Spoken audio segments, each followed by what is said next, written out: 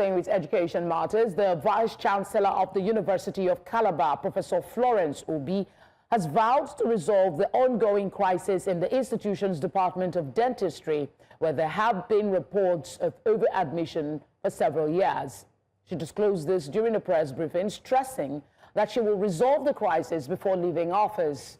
Obi explained that the problem predates her administration and pledged to intensify efforts to rectify the crisis.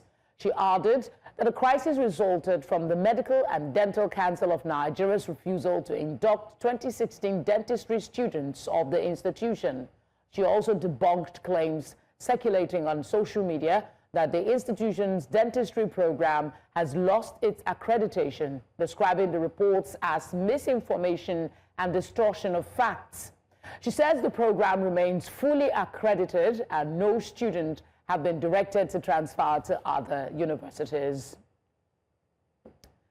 Let's get some expert thoughts on this. We're joined by an education consultant, Professor Yomi Fawehinmi. Thank you very much for giving us your time. I mean, you know the background to this story. Students put up a video on social media, and now we have these response from the institution. First, is it legal? What are the circumstances that allows an institution to enroll more than they are legally permitted to do? Okay, thank you very much. Great questions. Nice to be here to talk about this. Okay, so in Nigeria, we have an institutional framework for the accreditation of academic programs. After a university has gotten the program approved to start by Senate, it has to go first to the National Universities Commission that gives its approval to start the program. The expectation is that it gets an approval, and within 2 to 3 years, the NUC comes to do an accreditation that could be a full accreditation, typically lasting for 5 years, to say, oh, you had great. Or interim accreditation, which means NUC will come back after 2 to 3 years, or it may be denied.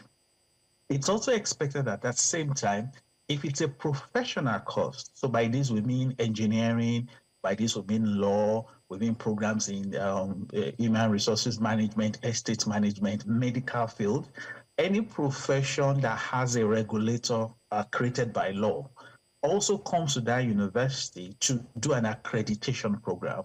Now, that accreditation program is to make sure the university program is fit and the graduates can become professional. So in Nigeria, there are 2 accreditations you have to go through. The NUC accreditation, which is in phases, and then the professional accreditation.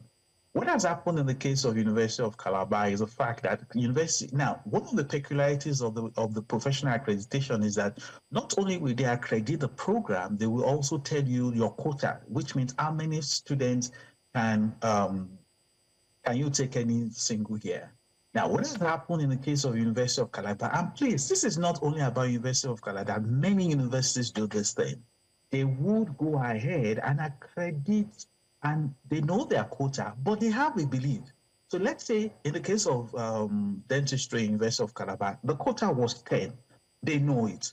But you know, they have this very negative thinking that they believe. Because when they say your quota is 10, what that means is that when you are doing your first MBA exam in your year 2 or year 3 or your 4, as the case may be, they only want you to present 10 candidates. So what the universities do is that they will now admit 25 or 30 or 40 candidates and believe some of them will die, believe some of them will fail, believe some of them will go to another department, all manner of negative thoughts, such that by the time you are presenting them for the first exam, there will only be 10 people. So it comes from a mindset of the fact that we're going to throw open the doors, bring in many people, but they will not succeed. And we're only going to make sure we get the 10 at the end of the day. That's what happened in UNICAL. Again, that is not a UNICAL alone experience. We have had situations in Nigeria where many universities do this at various times. What is different Prof, today? I need to interject here and ask that particular question, because that is at the heart of what I'm trying to find out today.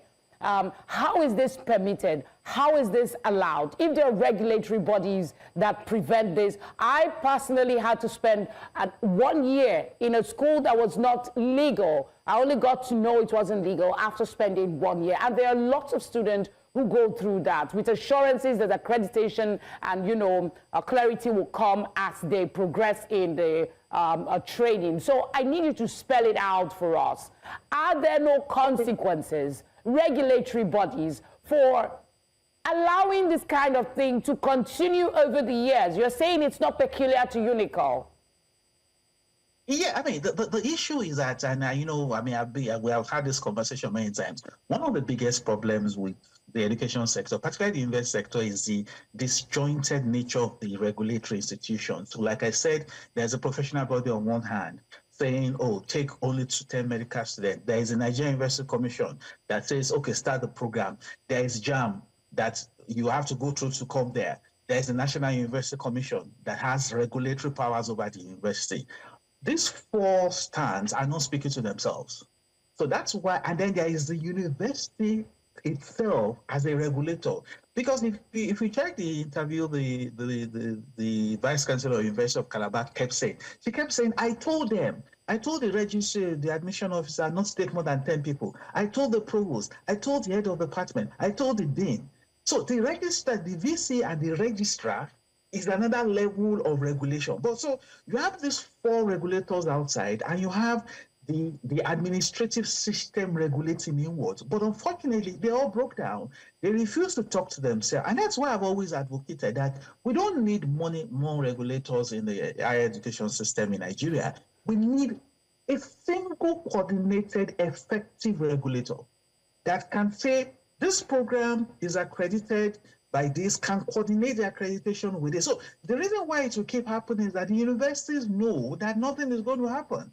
That's quite unfortunate. I mean, that's when you say the universities know that nothing is going to happen. It just resonates to me watching that interview with the Vice Chancellor. She was repeatedly asked about the likely consequences for those who knew that they were not doing what they're supposed to do, but went ahead and enrolled more students. So let's leave that aside while we hope for the best. But let's focus on the likely resolution of this crisis that we have, because it is a crisis. A couple of students are already, there are fears they might take decisions that may impact their future if this issue is not resolved quickly. So what are the likely scenarios? The Vice Chancellor has talked about moving some of them to other institutions, but the students are insisting that they want to stay where they are. So give us your expert thought on that.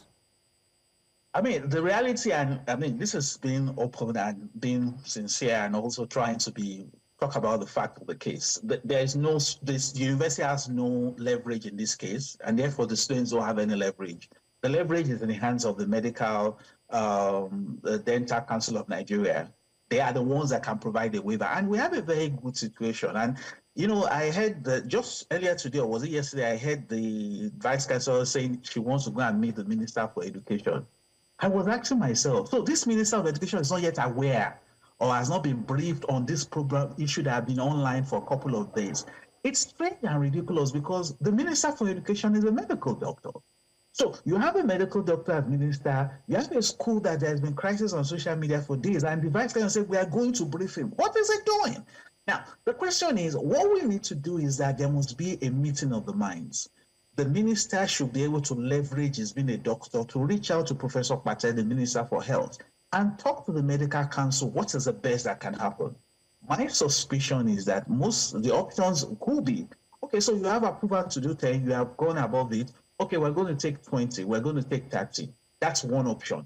Now, what happens to the rest? What they can do is that then they can move the rest to other universities. Unfortunately, there are not many universities that do dentistry in the whole of the southwest of Nigeria. According to the letter I saw from the dean, there's only one. So that becomes another option. Move some to LASU, move some to UNILAG, move some to other schools. That becomes another option.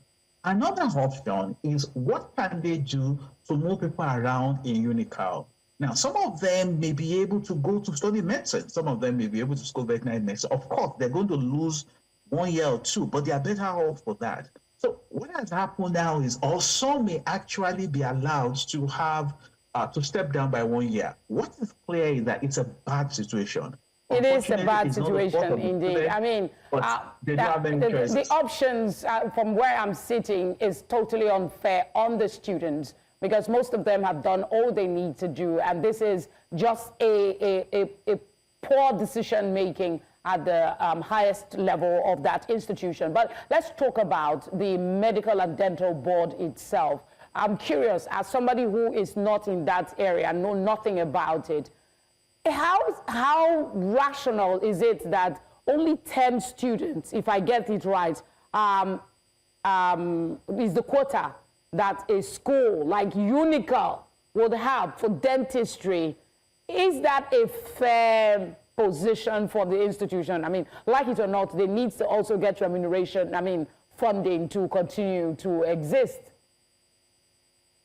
So yeah, again, I keep talking about the fact that we're dealing with institutions that don't talk to themselves and have a sense of they can do what they like. Now, ideally, the basis for them having determining the quota should be based on science. So remember, this is a dental program. So maybe, for example, they will say things that each student should have a dental chair. Now, a dental chair is what they use to treat people. So, for example, if UNICAL has 10 chairs, therefore there shall be 10 dental students. So, ideally, the university will use the resources, typically the equipment, to determine how many people should go there. So, this problem did not start from now. This problem started from the fact that UNICAL did not have enough equipment to take more than many people. But of course, there's also a political will to that. One of the best things that this government has done, and I've publicly commended them, is the fact that they have asked all the medical institutions, regulators, nursing council, physiotherapy, medicine, to increase the quota for each program. So, for example, nursing in the last year, the quota for nursing has been increased by over 100% in the last 1 year. So regulators, and again, that's where you should ask the question, where is the Minister for Education? Yeah, Prof, I'm sorry I have to interject. We really have to go. I loved hearing you speak, but we're time constrained. But thank you, as always, for providing some perspective on the issue when it comes to education. Thank you.